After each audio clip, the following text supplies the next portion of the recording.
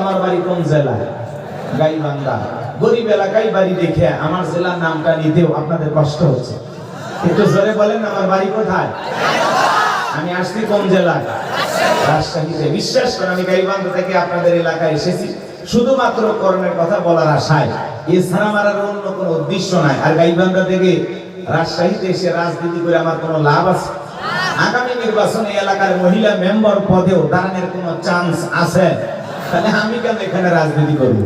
যদি করাই লাগে নিজের জেলা গাইবান্ধায় করবো। কথা বলেন ঠিক কিনা?